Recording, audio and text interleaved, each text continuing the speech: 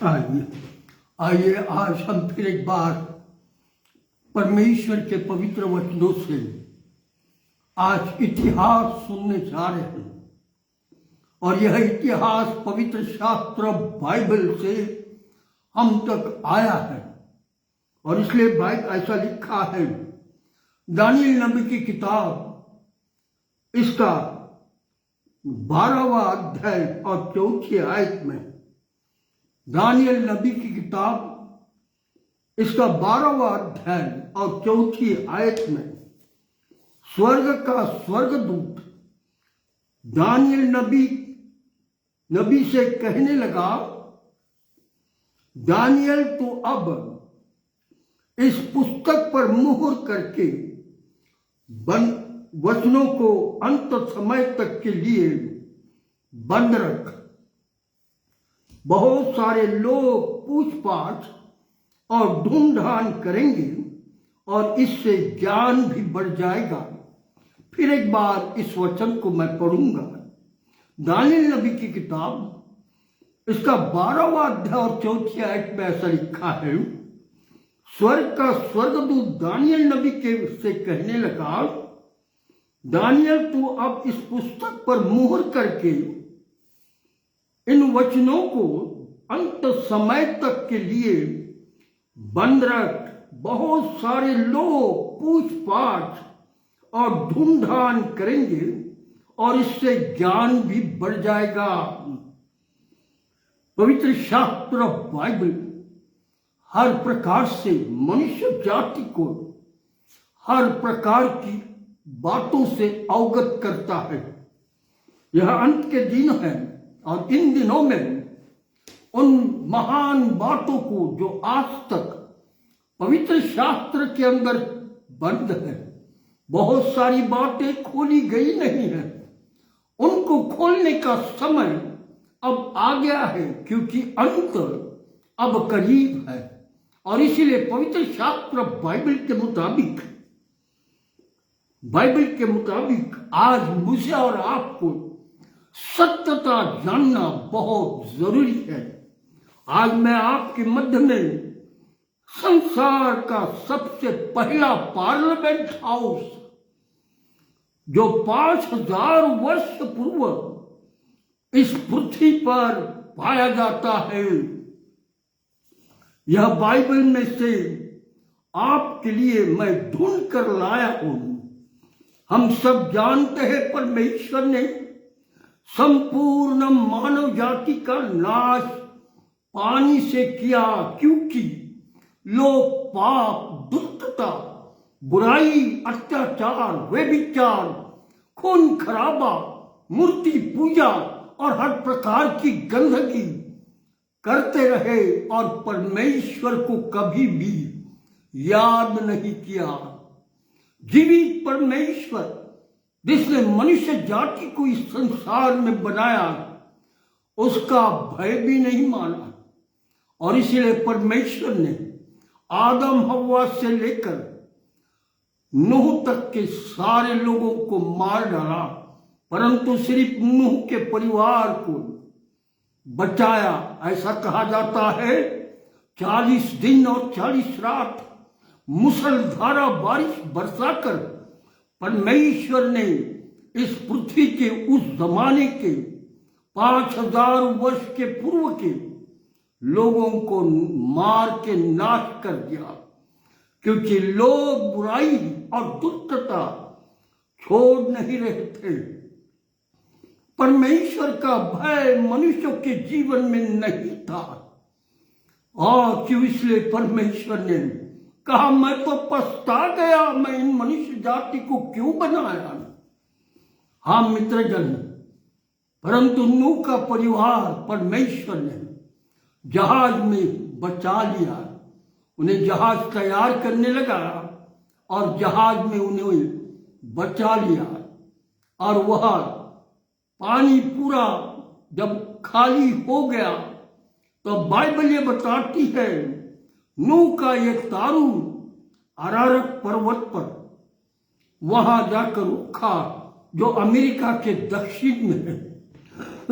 और वहां पर नूह का परिवार, नूह के 3 बच्चे शेम, हाम और यापेत, और उनकी पत्नियां साथ में उतरी और वहां से चलते रुकते मित्रगण वे लोग सिनार नाम के पहाड़ के पास आए।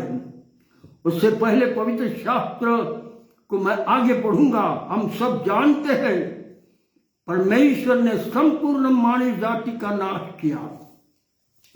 इस समय परमेश्वर ने कहा, अब मैं मनुष्य जाति का पाप के कारण पानी से नाश नहीं करूंगा, और ये पूरी संतान, अब मैं स्वयं मनुष्य जाति के लिए इस पृथ्वी पर आऊंगा और अपना उद्धार करता मसीहा नाम से आऊंगा।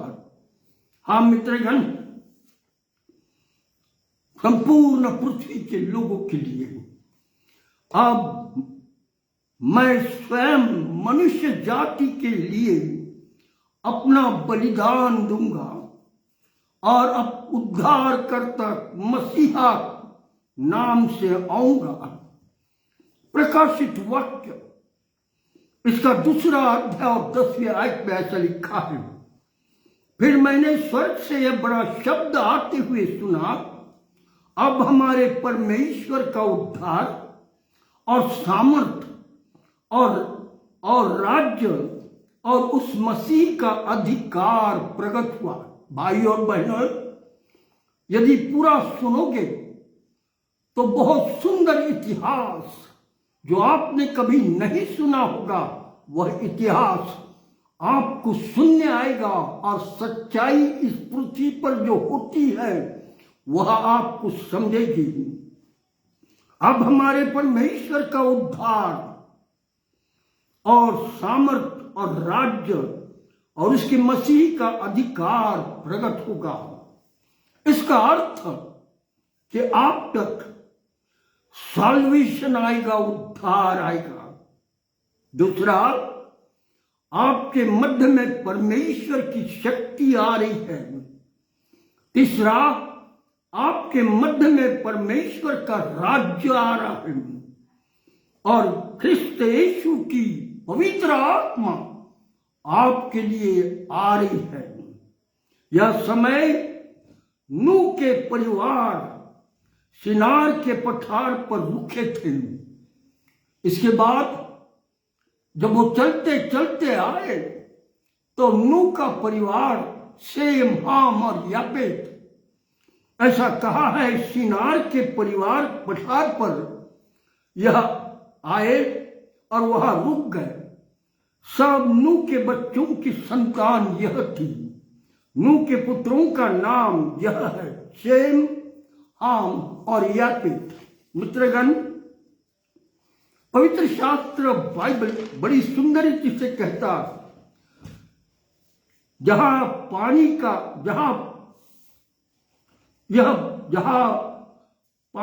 जहाज रुका उसे अरारत पर्वत कहते हैं।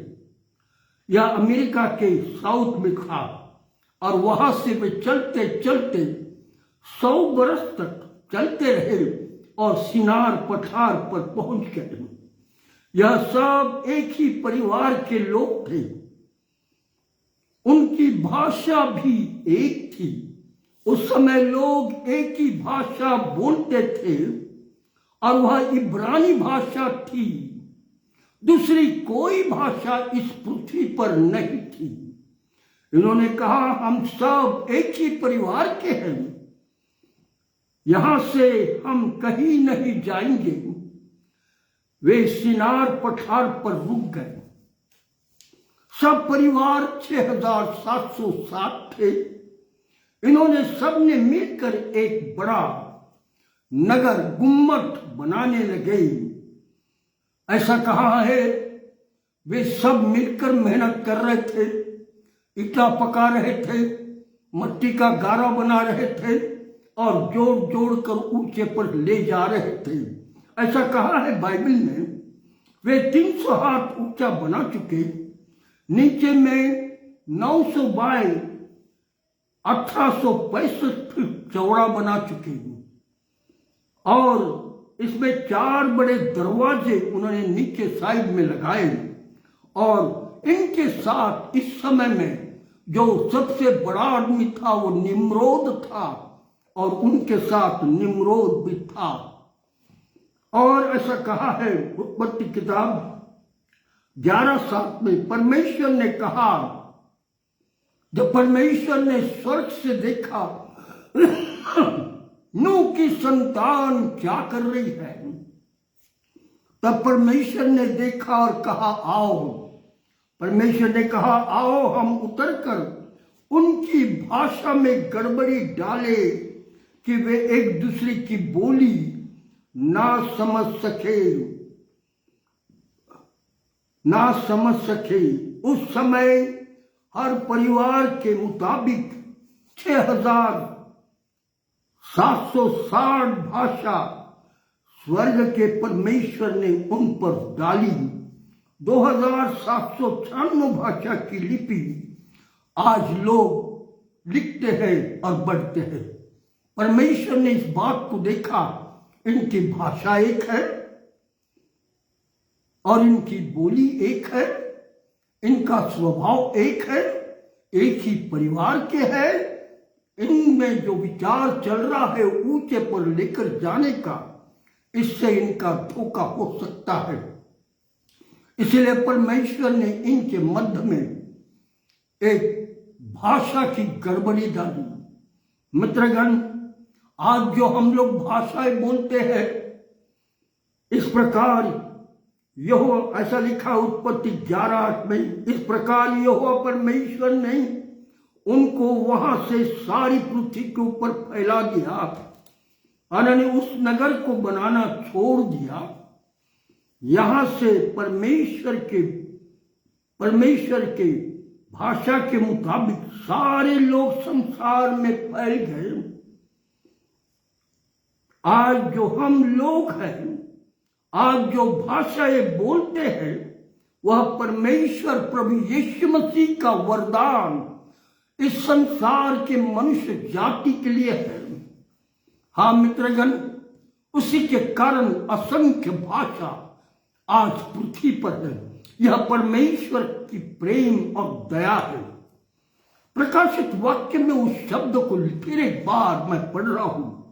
प्रकाशित वाक्य 12:10 में ऐसा लिखा है, अब हमारे परमेश्वर का उद्धार, सामर्थ और राज्य, उसके मसीह का अधिकार प्रकट हुआ। शैतानों ने यह सुना कि परमेश्वर का प्लान इस पृथ्वी पर मसीह बनकर मनुष्य जाति को उद्धार देने का और लोगों के पापों से छुटकारा देने का प्लान है। इसीलिए लूसीफर और उसके सारे साथी तो अथाह कुंडों में बंद हैं, पर उनकी दुष्ट आत्मा उन लोगों में डाली गई जो निरंतर बुराई सोचते और जीवित परमेश्वर के विरुद्ध खड़े हैं। और उन्होंने ऐसा प्लान बनाया। शैतान ने उस किनार के पठार पर बने टावर का इस्तेमाल पार्लियामेंट हाउस के रूप में इस्तेमाल करना शुरू किया। खाली घर शैतान का घर कहा गया है।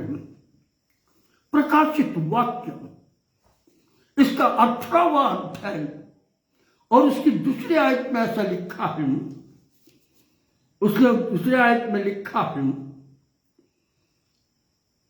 उसने ऊंचे शब्द से पुकार कर कहा, वह दुष्ट आत्माओं का निवास और अशुद्ध आत्मा का अड्डा बना हुआ है।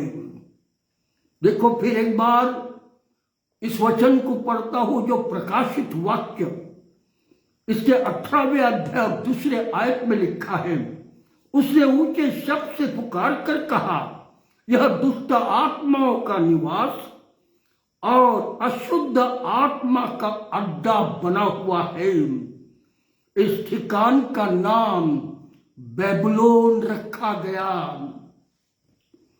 इसे लिटरली रोम कहा गया है। यहां से शैतानों की आत्मा से भरे लोगों ने संसार का नियंत्रण अपने ताबे में लिया और पार्लियामेंट हाउस में शैतानी सहायता से एक बिल पास किया कि पृथ्वी पर उद्धारकर्ता मसीहा पैदा होना नहीं दिया जाएगा। इसलिए दूसरा बिल पार्लियामेंट हाउस में पास किया गया। पृथ्वी के मध्य जगह है, उसे ताबे में लेना है, क्योंकि centre of the world place it should be captured by people. इसलिए क्या किया? इसलिए ऐसा बिल पास किया कि पृथ्वी की सेंटर की जगह में कोई बैठे ना, इसलिए उसे कैप्चर किया जाए। शैतान ने नूह के बच्चों की लड़कियों के या लड़कियों की इस्तेमाल किया, लड़कियों को।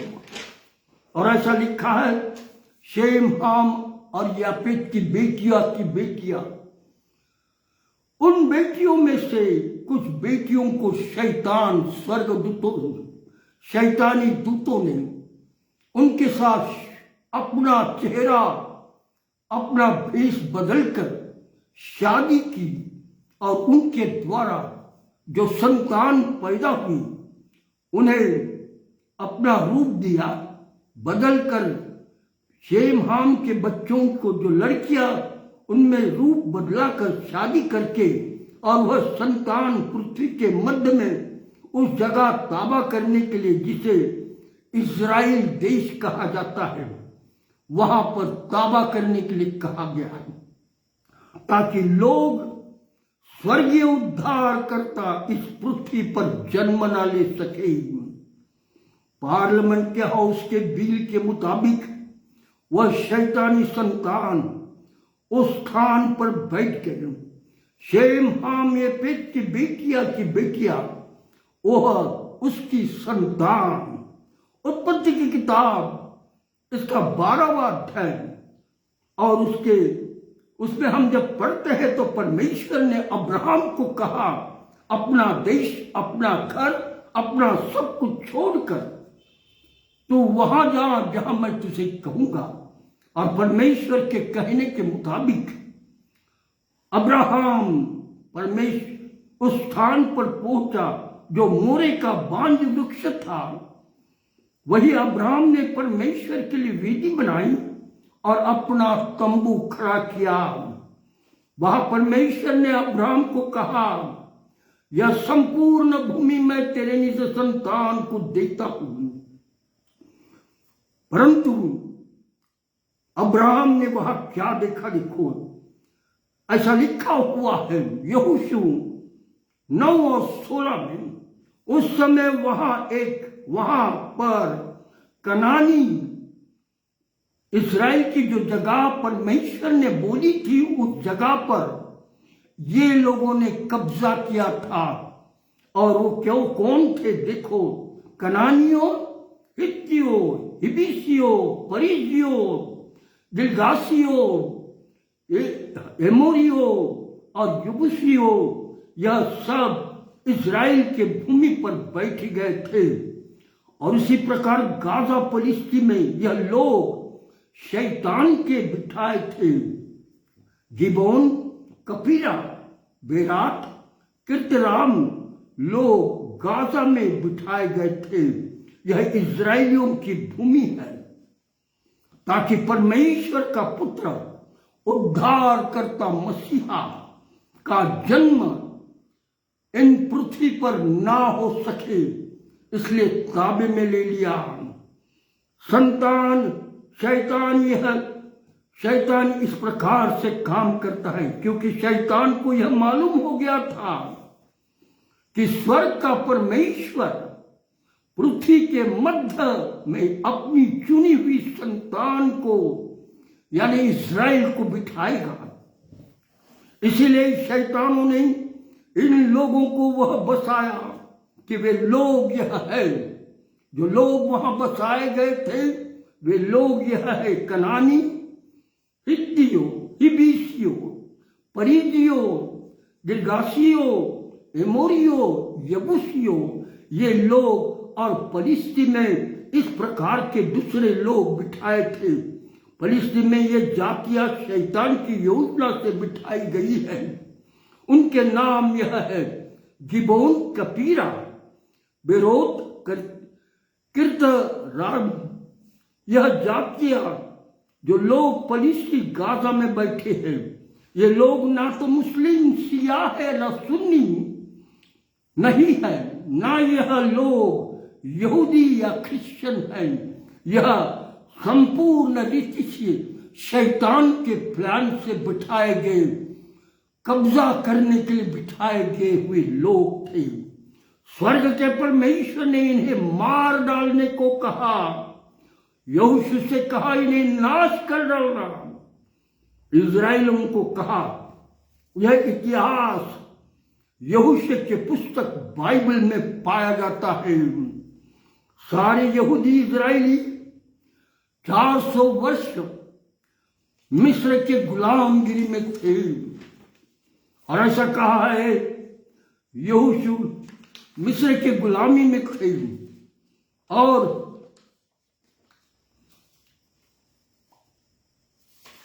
मिस्र के गुलामी रहते समय में तब द्वितीय परमेश्वर ने मूसा यानी मोसेस को इस्तेमाल किया कि इस्राएलियों को मिस्र के गुलामी से छुटकारा देने के लिए मोसेस को स्वर्गीय शक्ति से भरपूर इस्तेमाल किया। सारे इजरायली मोसेस के पीछे पीछे चलते रहे। लाल समुद्र के पास पहुंचते रेड सी, आगे आगे जाने का रास्ता नहीं। इजरायली लोग मोसेस को चिल्लाने लगे और कहने लगे मोसेस हमें बचा ले।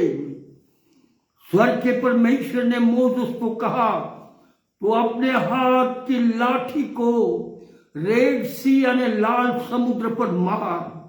मोसेस ने सारी इजरायलियों के सामने समुद्र के पानी पर लाठी मारी और समुद्र का पानी 2 भाग हो गया और रास्ता खुल गया और सारे इजरायली समुद्र पार हो गए।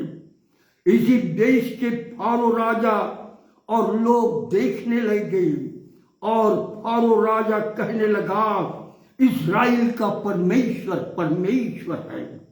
मित्रगण, यहां से मोसेस के अगुवाई में सारा इजराइल लाखों लोगों चलते चलते यरदन नदी के पास रुक गए। यहां मोसेस परमेश्वर के साथ चला गया और परमेश्वर ने सारी जिम्मेवारी यहोशू और इजराइलियों को दे दी। जितने इजराइल बुजुर्ग थे और यहोशू उनको दे दी और परमेश्वर ने अपना अभिषेक स्वर्गीय शक्ति यहोशू पर डाली और वाचा का संदूक इजराइलियों के साथ दिया।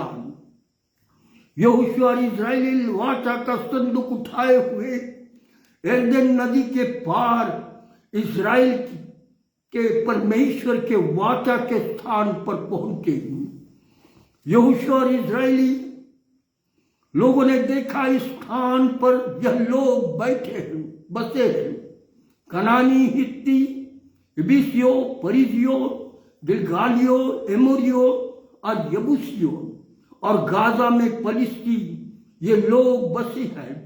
गिबोन, करपीरा, बेरोत, किर्तिरामी लोग गाजा के शैतानी ताकतों से बिठाए गए हैं।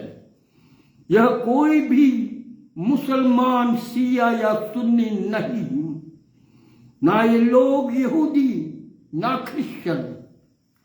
यह सब शैतान की योजना के मुताबिक इजराइल के स्थान में बिठाए गए ताकि कोई उद्धार करता इस इजराइल के जमीन पर पैदा ना हो सके। इनके जगह पर परमेश्वर ने यहोशू और इजराइलियों को कहा इन सब लोग जो तुम्हारी जगह पर ताबा लेकर बैठे हैं उन्हें नाश कर डालना। हाँ मित्रगण, यहोशू के पुस्तक जो बाइबल में पाया जाता है, यह इतिहास हमें मिलता है। यहोशू और इजरायली लोगों ने पहले एक नाम के ठिकान पर चढ़ाई की, राजा समेत सारे लोगों को नाश कर डाला। फिर यरीहो को जीत कर चमत्कारिक रीति से जीता, और ऐसा कहा है फिर जीत कर सारे राजा को, यरीहो के और लोगों को मार डाला। फिर 4-5 राजाए लोग मिलकर सारा सैन्य लेकर इजराइल पर चढ़ाई विरुद्ध उठे। इजरायली लोगों ने सबको नाश कर डाला, परंतु गाजा के फलिस्तियों ने सुना कि इजरायली लोग सारा स्थान जो लोगों ने मार डाला है, सारे लोगों के स्थान पर मार डाला है, तो वो सारा गाजा फलिस्ती के लोग डर गए। सब मिलकर यह प्लान बनाया। सारे मध्य से 2 जन, सब लोगों के मध्य में से 2 जन निकले, पुराने कपड़े, फटे फूटे जूते, पुरानी रोटियां फुफुंदर लगी हुई, और गधों पर बैठकर आने लगे। और जब वे आ रहे थे तो उन्होंने यरदन नदी के पास आए और कहने लगे इजरायलियों को और यहोशू से, हम बहुत दूर से आए हैं, हमने आपके मध्य में सुना कि तुम्हारा ईश्वर बहुत सामर्थी है, आश्चर्य कर्म करता है। उसने लाल समुद्र 2 भाग किया, यरदन नदी का 2 भाग किया, अब तुम लोग इधर आए हो और तुमने सब कुछ चमत्कारिक रीति से करा, और बहुत चमत्कार तुम्हारे ईश्वर ने किए। हम सब गांव के लोग तुम्हारे साथ रहना चाहते। इजरायली और यहोशू से बहुत विनती करने लगे, हम बहुत दूर से आए हैं, हमें अपने पास रखो। और कहने लगे जो काम तुम करने को दोगे वह हम करेंगे। इजराइल के बड़े लोगों ने उन दोनों को पूछा, आप लकड़ियां तोड़ने का काम करोगे, पानी भरने का काम करोगे? और उन्होंने कहा हम और पूरे गांव के लोग मिलकर हम सब तुम्हारी सेवा और काम करेंगे। पर दोनों ने यहोशू से और इजरायलियों से कहा, पर तुम्हें अपने परमेश्वर की शपथ खानी होगी कि हमें तुम ना मार डालोगे ना वहां से निकालोगे। यहोशू ने और इजरायलियों ने परमेश्वर के बिगर पूछे परमेश्वर की शपथ खा ली कि ना हम तुम्हें मार डालेंगे और तुम्हें ना अपने पास से निकालेंगे। मित्रगण, उसका परिणाम तीसरे दिन यहोशू और इस्राएलियों को खबर मिली, यह लोग हमारे पास ही रहते हैं। फिर यहोशू और इस्राएली उनके नगरों में क्रोध के साथ गए कि वे सब लोग फलिस्ती हैं और गाजा में रहते हैं। परमेश्वर ने यहोशू और इस्राएली लोगों से कहा, ये लोग तुम्हारे लिए ऊंट कटारे उगाएंगे, यह लोग तुम्हारे लिए संकट हमेशा पैदा करते रहेंगे। आज तक मित्रगण हम जानते हैं, यही इस्राएल देश के किनारे पर गाजा में रहते हैं और उनके कारण इस्राएल देश हमेशा संकट में पड़ा हुआ है। मित्रगण, आज तक गाजा के फलिस्ती इज़राइल देश के लिए संकट बने हुए हैं। सफन्या इसका दूसरा अध्याय में भविष्य है। भविष्य लिखा है, परमेश्वर ने पूरा गाजा फलिस्ती खाली किया जाएगा, ऐसा भविष्य किया हुआ है। देखिए बाइबल के अंदर सफन्या इसका दूसरा अध्याय, इसको जब आप पढ़ेंगे तो आपको पता लगेगा परमेश्वर ने इस गाजा को खाली करवाया है। आने वाले दिनों में पूरा गाजा खाली किया जाएगा। इजरायली समाज के बाकी सारे जगह पर अपना स्थान लिया और 11 इजरायली गोत्र वहां बैठ गए, परंतु एक गोत्र इन फलिस्ती गाजा के लोगों के कारण वो बाहर यरदन नदी के बाहर रुका हुआ है और जब तक ये खाली नहीं होगा वो आएगी नहीं। और इसलिए परमेश्वर ने कहा वो गाजा खाली किया जाएगा। बेबीलोन के शैतानों ने देखा अब इजरायली उस स्थान पर बैठ गए। अब यह उद्धारकर्ता मसीह का जन्म लेकर आएगा। बेबीलोन में फिर पार्लियामेंट हाउस में बिल पास हो गया। अब इजराइल को हम अपने गुलामी में रखेंगे। इस पर वहां के राजा बेलशस्सर रोमी सल्तनत के सिपाहियों को लेकर चढ़ाई की और इजराइल को फिर गुलामी में डाल दिया। बेबीलोन यानी लिटरली रोम, यह शैतानियों का अड्डा बना है। इसका उद्देश्य यही है कि कोई उद्धार करता मसीहा के इस इजराइल के भूमि पर पैदा ना हो। फिर नबूकदनेस्सर फिर और राजे बेबीलोन रोम से भेजे गए और इजरायली यहूदियों पर और रोमी शासन राज्य करता रहा। फिर और एक राजा बेबीलोन से भेजा गया, उसका नाम हेरोदस राजा सारे इजरायलियों यहूदियों पर राज्य करता रहा। ऐसे समय में पवित्र शास्त्र बाइबल मती समाचार में ऐसा दिखाई देता है। राजा हेरोदस के दिनों में पूर्व की ओर से तारों का खोज करने वाले आए। उन्होंने पूरब दिशा को एक तारा आसमान में देखा और उस तारे का खोज करते करते जब वो आने लगे तो उन्होंने ऐसा कहा है, उन्हें पता लगा कि यह तारा दिखता है और राजभवन की को राजपुत्र पैदा हुआ होगा। उन्हें यह पता लगा यह तारा दिखता है, राजभवन में कोई राजपुत्र पैदा हुआ होगा।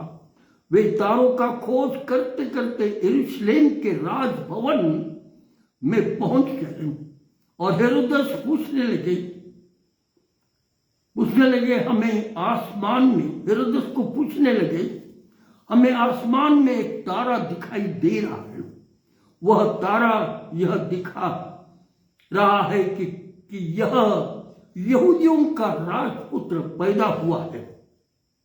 ज्योतिषियों की यह बात सुनकर हेरोदियस राजा और सारा यरूशलेम घबरा गया। बेबीलोन के पार्लियामेंट हाउस में यह बिल पास हो गया।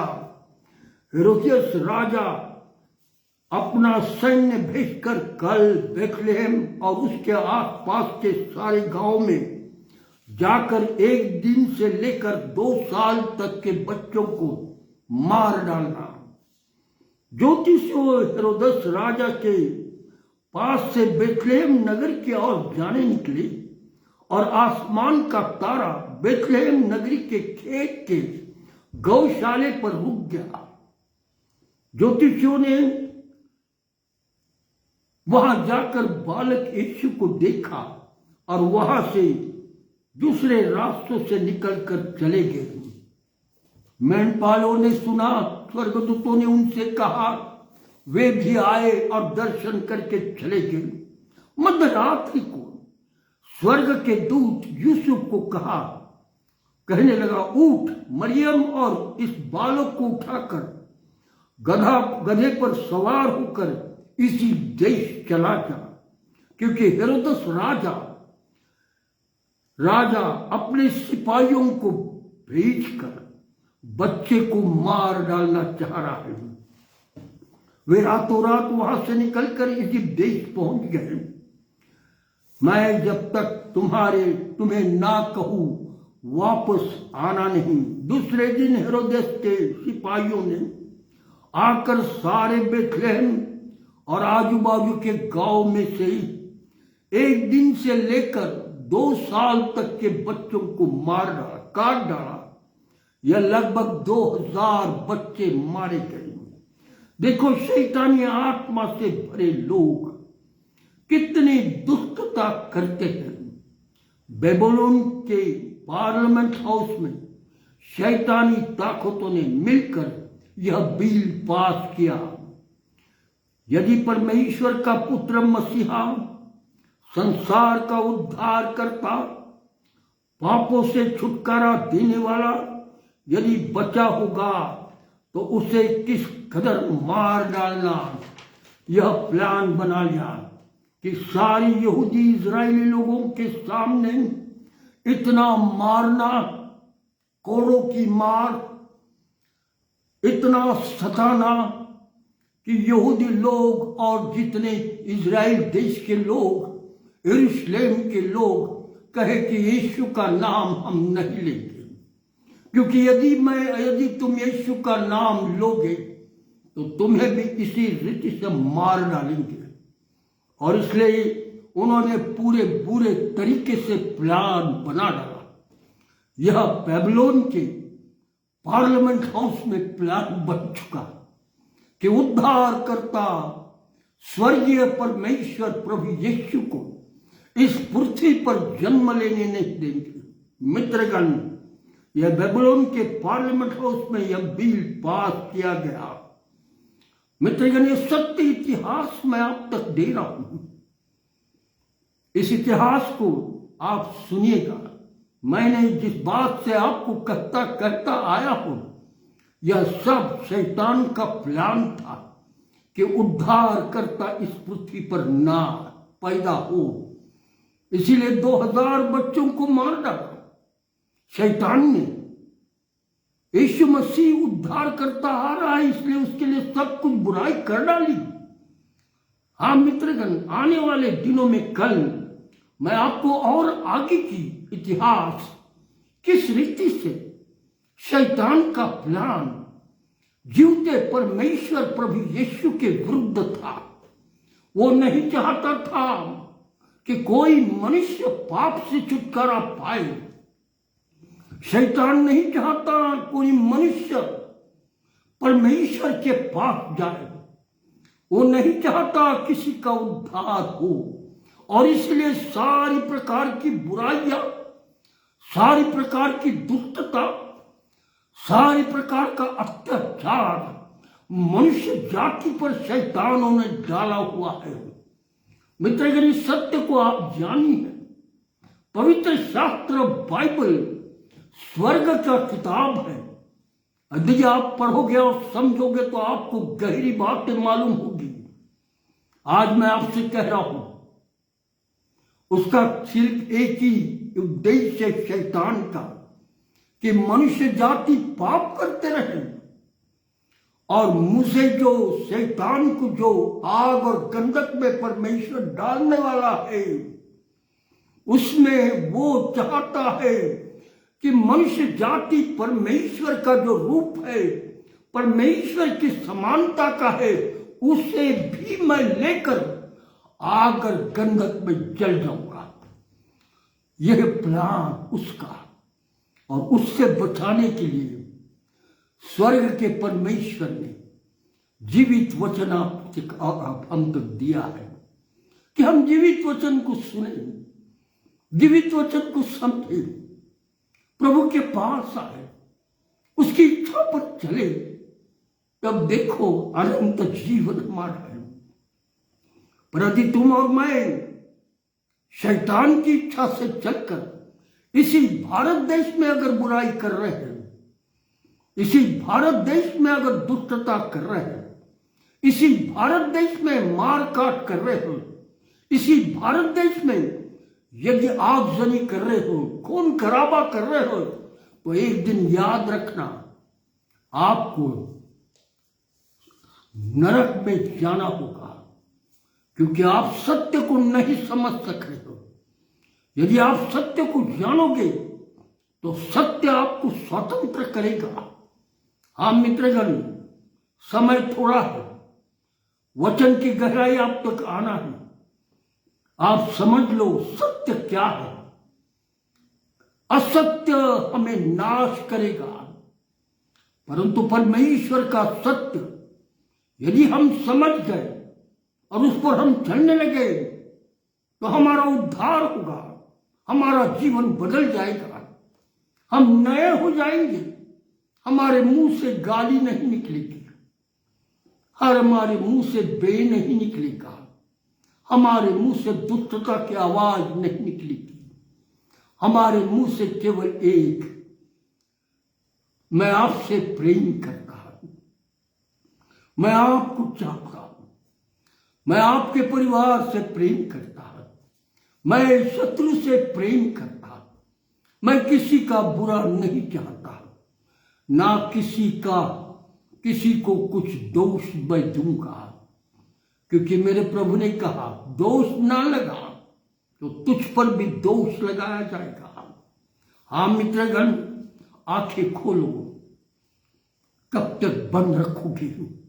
परमेश्वर का आना नजदीक है, प्रभु कभी भी आ सकता है। आज मैं यहां तक समाप्त करता, परंतु कल शाम को फिर एक बार मैं आपके मध्य में उद्धार करता प्रभु यीशु मसीह का क्रूस पर किस प्रकार से शैतानों ने मार डाला, इसके विषय में चर्चा करते हुए आप तक उद्धार का मार्ग लाऊंगा। आप सुनेंगे, उसे ग्रहण करोगे तो आपका जीवन बदल जाएगा। हाँ मित्रगण, प्रभु सत्य है, परमेश्वर जीवित है और वो तुम्हें और मुझे बचाना चाहता है, और इसलिए उसकी आवाज सुनो, उसके करीब आओ और कहो मुझ पापी पर दया कर। प्रभु, मैंने इस पृथ्वी पर रहते समय पाप किया, मैंने बुराई की, मैंने दुष्टता की, तेरी आवाज कई बार मेरे कानों पर आए, पर मैंने पश्चाताप नहीं किया, मैंने अपने पापों से क्षमा नहीं मांगा प्रभु। परंतु आज मैं तेरे नजदीक आता हूं, मुझ पर दया कर। मित्रगण, आज मैं यही समाप्त कर रहा हूं, कल शाम को ठीक इसी समय फिर एक बार आपके मध्य में प्रभु का वचन लेकर आऊंगा। आइए हम प्रार्थना करें। हमारे जीवित दयालु परमेश्वर पिता, आकाश और पृथ्वी के निर्माण करता, हम पापियों के उद्धारक प्रभु यीशु, ओ तो हमारे लिए स्वर्ग छोड़कर मनुष्य जाति के उद्धार के लिए तूने जन्म लिया, हमारे लिए क्रूस पर तुम मारा गया, तेरे मूल्यवान रक्त के द्वारा तूने कहा यदि तुम विश्वास करोगे अपने पापों से छुटकारा पाओगे और अनंत जीवन में प्रवेश करोगे। प्रभु, आज हम तुझे धन्यवाद देते तेरी दया और प्रेम के लिए कि तूने हम मनुष्य जाति के लिए अपना प्राण क्रूस पर दिया है। यीशु प्रभु, जितने सुन रहे थे सबको आशीष दे। कल का दिन फिर एक बार मैं इनके मध्य में बैठूंगा, तेरा वचन आगे का उन तक पहुंचाऊंगा, हर एक को आशीष दे, सुनने का मन दे प्रभु, ताकि उनका उद्धार हो सके। यीशु प्रभु के नाम से आमीन, आमीन।